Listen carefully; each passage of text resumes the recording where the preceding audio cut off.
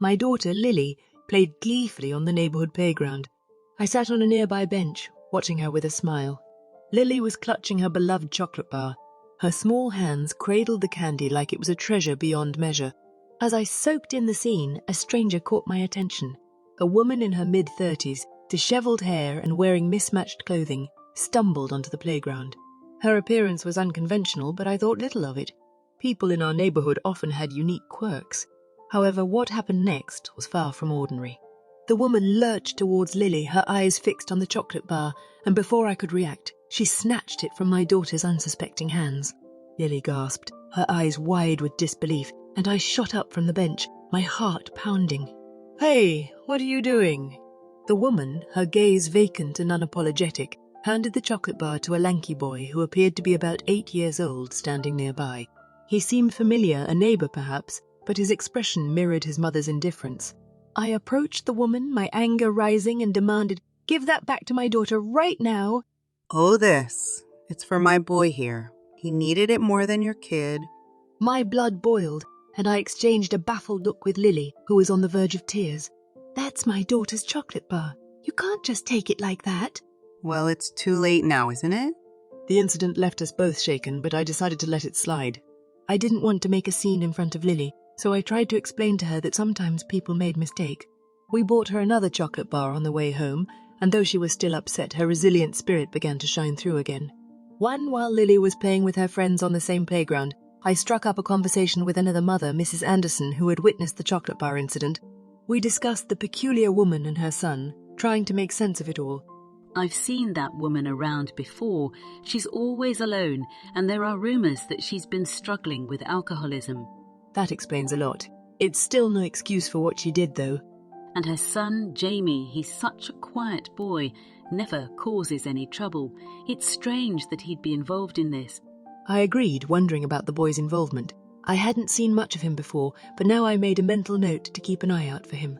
The next week, while walking Lily to school, I saw Jamie sitting alone on a bench near the playground. He was hunched over, engrossed in a book. I approached him cautiously, not wanting to startle him. "Hi there, Jamie. I'm Lily's mum. Do you remember me?" Jamie looked up from his book, his expression wary but not unfriendly. "Yeah, I remember you. You're the lady from the playground?" "I hope everything's okay with you and your mum. Lily was really upset that day." "My mom's been having a tough time. She's been trying to quit drinking, but it's hard for her." "I'm sorry to hear that, Jamie. Is there anything I can do to help?" "I don't know. Maybe just be nice to her if you see her. She's not all bad." Our conversation was interrupted by the school bell, and Jamie hurried off to class. I watched him go, conflicted. I didn't want to judge his mother too harshly, but her actions had hurt Lily deeply. Weeks turned into months, and the strange woman and her son faded into the background of our busy lives. Then, one chilly autumn evening, chaos erupted in our quiet neighborhood. The sound of sirens pierced the air, and I rushed to the window to see a cluster of police cars parked near Jamie and his mother's house. Fear gripped my heart as I grabbed my coat and raced over to the scene. A crowd had gathered, murmuring anxiously. Mrs. Anderson was among them, her face pale with shock. "What's happening?" "It's Jamie's mum. She's gone off the deep end. The police are trying to get her out of the house, but she's threatening them with a knife." My heart sank and I spotted Jamie standing on the sidewalk, tears streaming down his face. Without a second thought, I rushed to his side and pulled him into a comforting hug. "It's going to be okay, Jamie. We're here for you." Hours passed, and eventually, the police were able to coax the woman out of the house. She was handcuffed, and an ambulance arrived to take her away. Jamie watched it all, his eyes filled with a mixture of relief and sadness. Mrs. Anderson and I took Jamie to our home for the night, providing him with a warm meal and a safe place to sleep. As we sat around the dining table, Jamie opened up to us about his mother's battle with alcoholism and the emotional turmoil he had been experiencing. Months had passed since the incident on the playground and the subsequent upheaval in Jamie and his mother's lives. Jamie had been doing better. He attended school regularly, his grades improving, and he was making friends. We had all hoped that the worst was behind them, but sometimes hope can be a fragile thing. One evening I received a frantic call from Mrs. Anderson. Her voice trembled as she delivered the terrible news. Jamie's mother had relapsed, and her downward spiral had taken a devastating turn.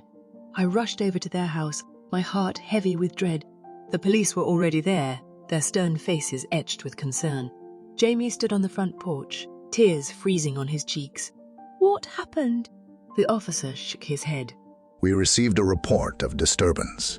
When we arrived, she was in a violent rage. We had to restrain her, and she's now in custody. Inside the house, the scene was chaotic. Broken furniture, shattered glass, and the remnants of a once happy home lay in disarray. Jamie's mother had spiraled into a maelstrom of anger and despair, and Jamie had borne the brunt of it. I approached Jamie, who was sitting on the living room floor, clutching his favourite book, now torn and crumpled. He looked up at me, his eyes filled with sorrow beyond his years. I don't know what to do. We'll figure it out, Jamie. You're not alone. We're here for you. As the weeks passed, Jamie's mother faced legal consequences for her actions, and Jamie was placed in temporary foster care. The neighbourhood rallied once more, offering support, but the situation had taken a toll on all of us. The sense of helplessness weighed heavily on our hearts. One cold evening, as I walked home from work, I spotted Jamie sitting alone on a bench near the playground. He looked smaller than ever, his eyes hollow and his shoulders slumped. It was as if the light in his young soul had been extinguished. "Jamie, how are you holding up?" He didn't respond for a moment, his gaze fixed on the empty playground. Then he said, I miss her, even though she wasn't always good to me. "It's okay to miss her, Jamie. You're a brave and resilient young man." Why did she have to do this to us? Why couldn't she just be okay? I didn't have an answer to his heartbreaking question, and I wished more than anything that I could take away his pain. We sat there in silence, two souls bound by a shared sorrow. The months that followed were a relentless struggle for Jamie. He moved from one foster home to another, searching for stability and love. The neighbourhood continued to support him, but the absence of his mother weighed heavily on his heart. One night I received a phone call that shattered what little hope remained.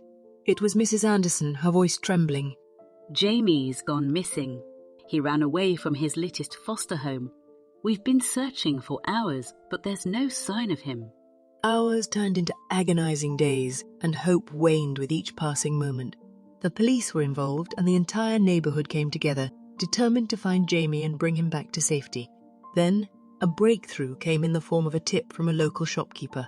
Jamie had been seen near the park where it had all started, the same playground where his mother had snatched Lily's chocolate bar all those months ago. As we approached the playground, anxiety gnawed at my insides. And then, in the dim glow of a streetlight, I saw him. Jamie was huddled on a swing, his clothes soaked and his eyes vacant. He didn't look up as we approached. He seemed lost in a world of his own. "Jamie, we've been so worried about you. Are you okay?" He didn't respond, and my heart ached for the brokenness I saw in his eyes. It was as if the darkness that had haunted his mother had now cast its shadow upon him. As we led Jamie away from the playground, he muttered something, almost incoherent. I leaned in closer to hear his words. She came back? I saw her at the playground. She said she was sorry. A chill ran down my spine as I processed his words. It was impossible. Jamie's mother was in custody, and there was no way she could have returned.